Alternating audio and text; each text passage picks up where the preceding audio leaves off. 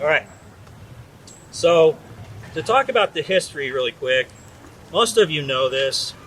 The Japanese garden was designed early in the 1900s by John McLaren. John McLaren did the design for the big park. I don't think they even had all the acreage at the time, but he did the big park design. One of the very specific things that he did, like the fountain and the band shell and designing, was this garden. So this garden was included in the design right from the beginning. And in fact, if you look at the designs, and I can show you if we get a chance one-on-one later on, if you look at the design from John McLaren and you zoom down into the garden, which is just a small piece of this big, huge design, the garden actually is organized very similar to the way it's organized right now. And in fact, in the early 1900s, about right off the bat, 1950, the site was identified for the garden. And in 1916 to 1918, just right after the entire park opened, 1916 on July 4th was the opening day of Lithia Park. And right then, and right for the next few years, this garden was being designed. And through that design, they started with the paths that went in, and then they had the rock, a lot of the rocks that came in. The water course came in. A small tea house came in, but not all the vegetation that we see now. That came over time, and not much of the vegetation that's here now went in 1916. However, there is some here that was here in 1916. So there was a period from 1916 when the garden started, let's say 1918 when it was finished, until about 1950, so let's say about 32 years, where the garden just kind of was the garden, and not a lot of improvements happened to it. There were some. The tea house moved from one location to another. There was vegetation that grew, but over time, after 32 years, Chet Corey came on the scene, and Chet Corey actually noticed that there needed to be some changes happen to the garden. It had been 32 years, and the garden needed to be regenerated, which is the term that we've been using lately, is the regeneration of the garden. So Chet Corey put a lot into the garden, did some redesign.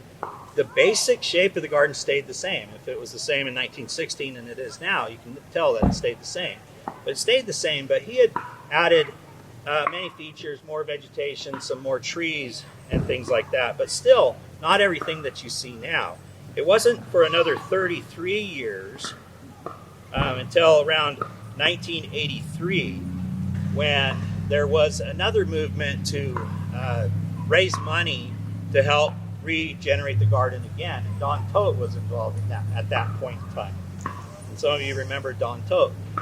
And he was able to raise some money, and it wasn't even that much money actually. Let's see if it's in here. It was about $6,000 that he raised. But Don, through his connections, he was able to leverage his connections and the people he knew throughout the state, and he was able to get all the maples that we see in here now into here, and was able to plant the garden and make it look like what we're used to now. And over time, little things were added here and there. There were small changes made, but mostly to the vegetation. The basic design of the garden stayed the same. But after another 33 years, Don Todt came in, and there was another need for regeneration. So now, if you go from 1983 to now, 2020, that's about 37 years. 2020, 2021 time frame, it's about 37 years. And you can see it's about following the same pattern, where it's about in 30, 35 years, there needs to be some regeneration done to the garden. And what I'm telling you right there is to emphasize the need for the regeneration. I think a lot of us will walk through the garden today, and I was talking to somebody earlier on who was visiting from out of town, and they were saying, "Oh, it just looks so beautiful right now," and you're really gonna regenerate it or redo it right now. It just looks so beautiful, and it's true. It does look beautiful right now, and walking through it today, it's probably one of the best times you're going to walk through it at this time of the year.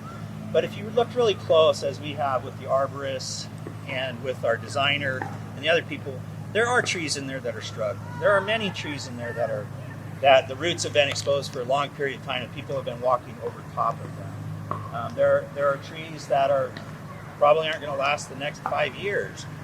There's trees you can see right now that might not be here next year. But it's time for some regeneration. And I'm not saying every tree in here is bad. We're not going to take out every tree in here.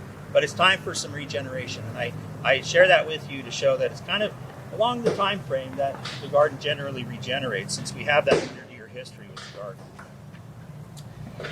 So, October of 2019, a year ago, it was actually October 28th, so just a year and a few days ago, the Parks Commissioners approved a Japanese garden plan. And if you recall, they approved a plan previously, but it had included taking out 2 Doug firs that were right here, these 2 right here. And, I won't go into a lot of detail on that, but obviously that was a matter of concern for a lot of people. So we re-looked at it, and after looking at it for a while, we came back in October with a redesigned plan that incorporates the 2 Douglas firs into the plan. And this is the plan here, actually. So if you look in this area when you get a chance to come up here, this is the entire garden. And we're standing about right here where the new entrance is going to be, right over here. And right behind us, there in the old plans, there was a bamboo forest here. And if you look at some of the drawings, you might see some bamboo in there. But the bamboo forest has actually been eliminated. It's no longer on here. And these 2 Doug firs, as you walk up here and look at the drawing just right up here where this lady is, that you'll see the 2 Doug firs incorporated into the plan, and you'll be able to see what that's going to look like up there. So that's there and there. No more bamboo garden. And that was really the major change. But the Parks Commissioners had a couple of conditions of approval. One was retain the Douglas fir trees, which we put a check mark on that. One was a tree protection plan, and we do have a tree protection plan here. You're welcome to look at it. It was done by Carrie Kincairn, Mike Oxendine, who's an arborist, and Pete from our staff, who's an arborist as well. So they did stipulate that a new tree protection plan would have to be brought up, and it would have to be pretty robust, especially looking after these 2 trees here. You can look at the specifics if you'd like to in there. They also stipulated that the funding would have to be 100% through the donations from the Ashland Parks Foundation, which is the Jeffrey Mangin donation, which is originally $1.3 million and has actually grown a little bit since then, and we'll talk about it in a minute.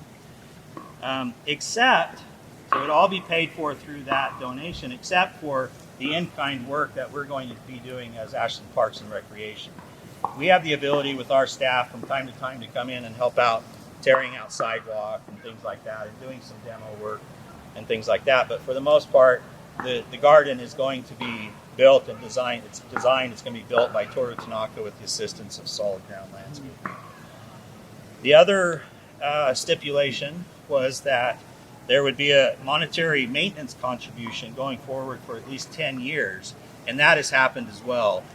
Jeff Mangin has dedicated and signed a contract for a 10-year period to donate $60,000 a year for that 10-year period to help maintain the garden. And that's for the maintenance of the garden for the person we're going to have down here and all the different things that we need to maintain the garden. We already have money that we put into this, so if you take the money that we already put into the garden and you put it with the $60,000 that Jeffrey Mangin is donating over the next 10 years, we have the money to take care of the garden going forward. Those were the stipulations for moving forward with the garden. We've met all of those stipulations. The Parks Commissioners approved the garden on October 29th of 2019, and it took us another year, unfortunately, to then go and get a little bit more detail than what Toru Tanaka had provided in his plans. If you look at Toru's plans, they're very nice, and they show the artistic side of the Japanese garden and how it's going to look in the future, the colors and the organization and everything. But we still had some questions. So we hired Carrie Kincairn, a local landscape architect, and she worked with some engineers as well. And they came in and they took the plans, worked with Toru, and came up with a full set of design drawings. And the reason why this was important, because Toru's going to build the garden. And you know, he could do it his own way and use his plans, and you know, we just trust him that it's going to happen. And we do trust him. I trust him. But the process that we usually go through is we have a set of design drawings, and we have a contract, and we have a bond that says that everything is going to happen. The contract says everything is going to happen according to the plan. The bond says it's going to be finished according to the plan, and if you don't finish it, we will be able to step in with the money that you bond and finish the garden. So that's why we put together these plans. These plans are important because it shows materials, it shows slopes of the garden path, it shows the grading, the drainage, the utilities that we're talking about, the tree protection plan, and a lot of the finer details that make us more comfortable moving forward with the contract. So we did get that. This is the full set of plans. I'm just gonna say really quick, she inadvertently put bamboo garden on this. There is no bamboo garden at this location. The 2 Doug fir trees are there. It's part of the plan. It's a stipulation of their condition of the approval, so they are definitely there. But that's one of the things that we've been working on for the last year, is getting all of these together. And once we had that finished, we felt comfortable that we could actually build the garden for the price that we have, and that it actually makes sense. It geologically, you know, the ground, it's going to work with the ground. We're going to be able to put everything where we say it is. The topography works for what the plan is and everything. So we went and did our due diligence, is what I'm saying. And we came back, presented to the Parks Commission, they approved it. We went to the City Council. I should go back.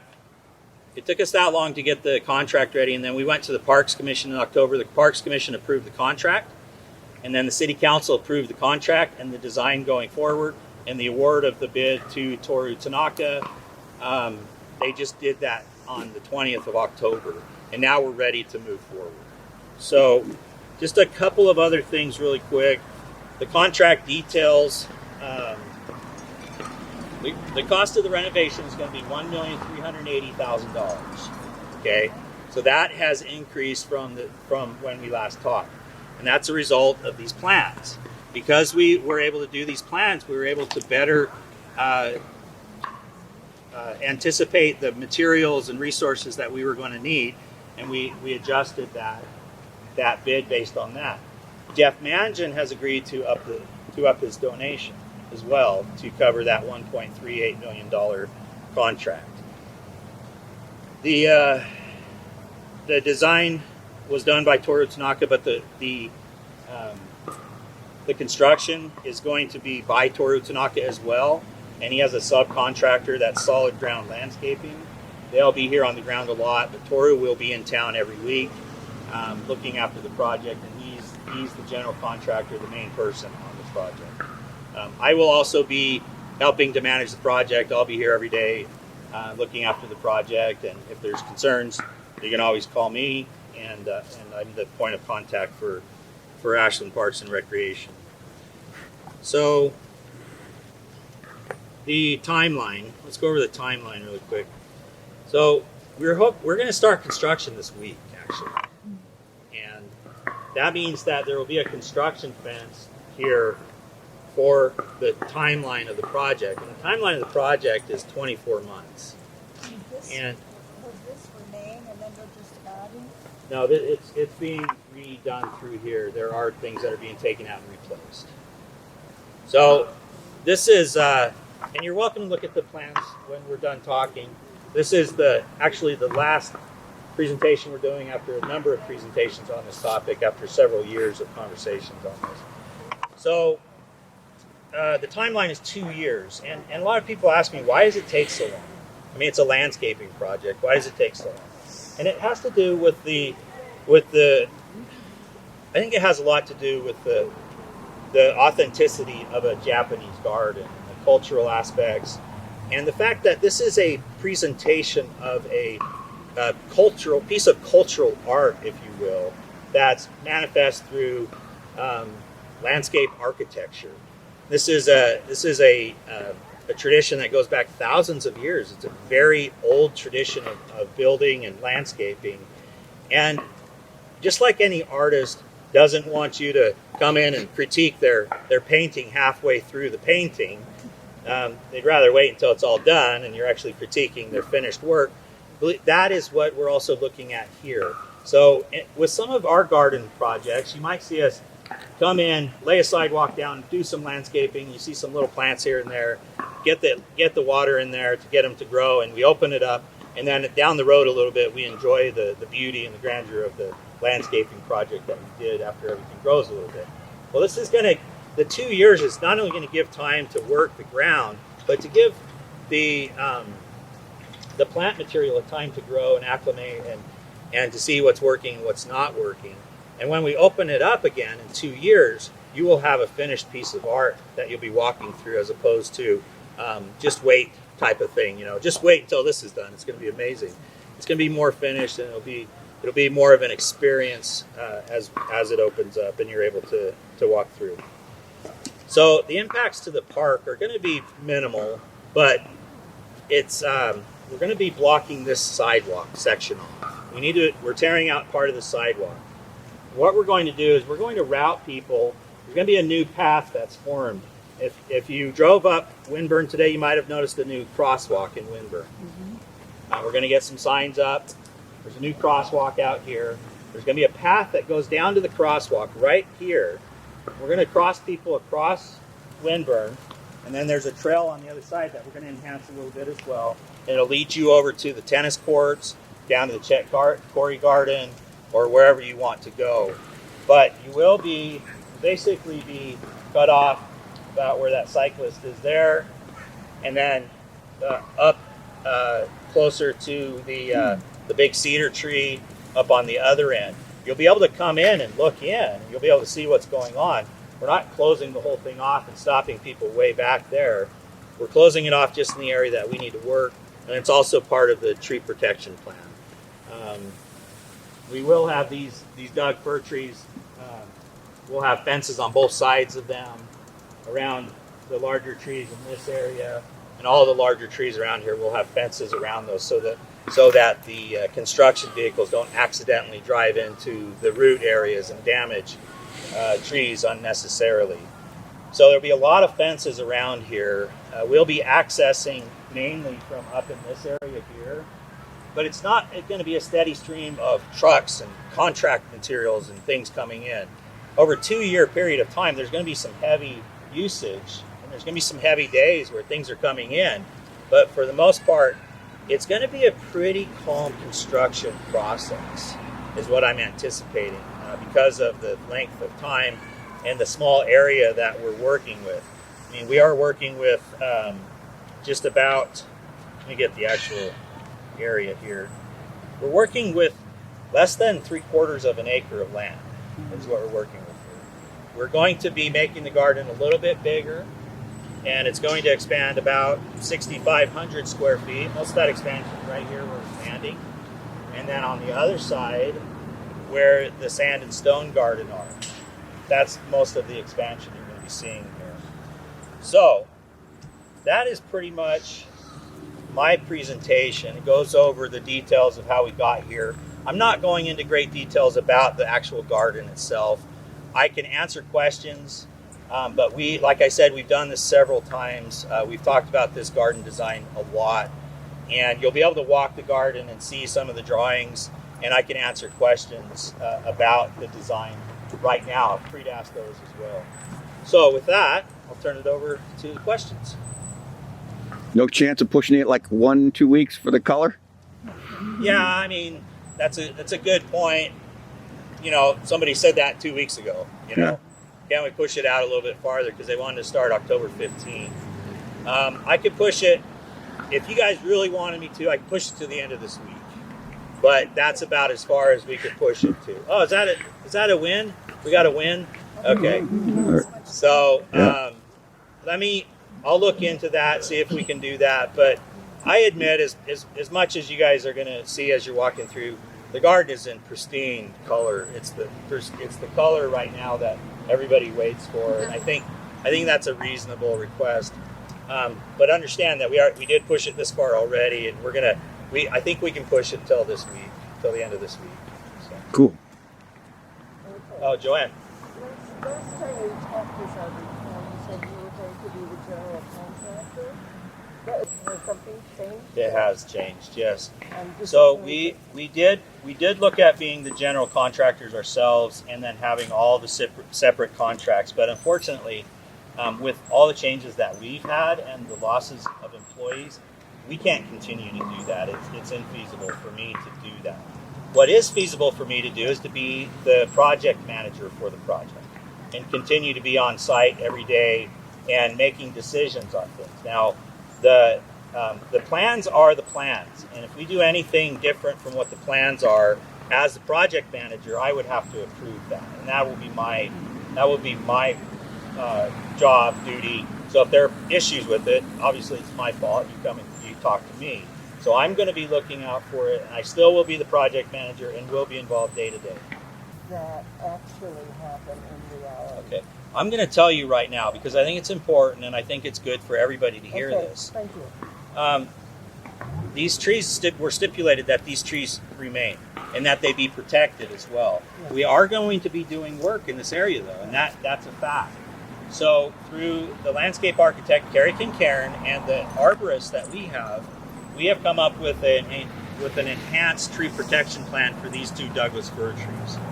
Now, there's that plan is in here, and you can look at the plan in here, and you can read the information about it. You can also get this on our website. You can look at the City Council meeting from October 20th, and all of this is in that packet as well. You can also watch my presentation if you wanted to. It's not much different than this, though. But one of the other things we're going to do that's special for this area right here is anytime any work takes place in this area, Pete Boffman, who is our arborist, will have to sign off on a work plan for this area. Okay? So he not only came up with the plan going forward and the kind of marching orders going forward, but anytime we're doing work in there, if they do any excavation, they do anything in there, Pete has to approve it first and give them directions on how to do it to minimize the impact to the trees. Again, I'm going to say there is going to be work from this sidewalk going that way. There is going to be work in that area. But Pete Boffman, our arborist, will oversee that in addition to myself, which I'm not an arborist, so we need someone specialized to do that. And we are looking out for the best interest of these trees. Will this be a rental space for weddings? That really hasn't been determined. If you look at the plans, there's no really huge places in there to gather. But I think over time, we will discuss that with the parks commissioners, and I think it's a possibility that there could be special events at the garden. Just like we could have a special event on the lawn right up here. And in the past, we've had lots of weddings throughout the park. And it could be a location for that. We don't have criteria right now for that. If we were going to rent it out, we would need to create some criteria, and that would have to be approved by the parks commissioners. But I do think that's something we will look into, and is likely to. Michael, is there going to be an information kiosk or anything around here that sort of explain it to all the visitors we have what's going on? Yes, so we're planning on putting a kiosk down here and a kiosk up here. So if you walk in on the sidewalk, we're going to close down these steps, by the way, during the construction. But if people come up, they could probably look in if you get past the guardrails and everything. But we're going to have kiosks on both ends here, which will have, first of all, a picture of the garden, and then we'll have a couple of interchangeable areas where we can put updates on the garden as we go forward, timelines, benchmarks that we're getting to, things like that. So. Yes, sir. How does Solid Ground select you as subcontractor? Solid Ground, just like any subcontractor, is chosen by the main contractor. So Toru Tanaka, I happen to know a little bit about how he selected him because Jeff Mangin and I suggested that Toru interview several local contractors, and he did. I couldn't tell you all that he interviewed, but he chose Solid Ground as a secondary contractor. Solid Ground is, again, I'll say it again, Solid Ground is the secondary contractor. Toru Tanaka is the general. Is the Torii Gate going to be moved?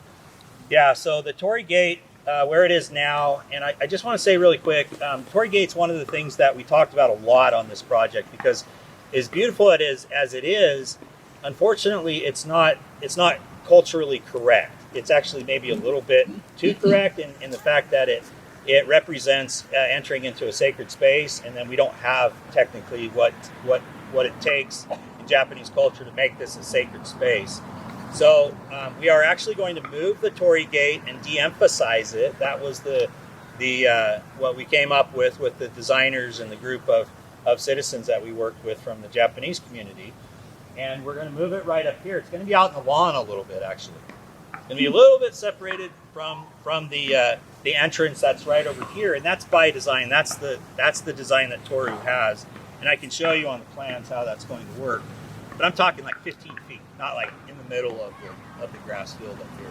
But it is being de-emphasized, and that is one of the things that the Japanese community asked us to do, was either get rid of it or de-emphasize it, and we were able to compromise at a de-emphasizing location right up here.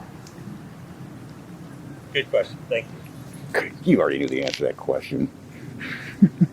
Any other questions? So, all right. Well, you guys, you're welcome to go through the garden. I'm going to stay here and answer questions. Sean, we do need to have everybody sign in for contact tracing.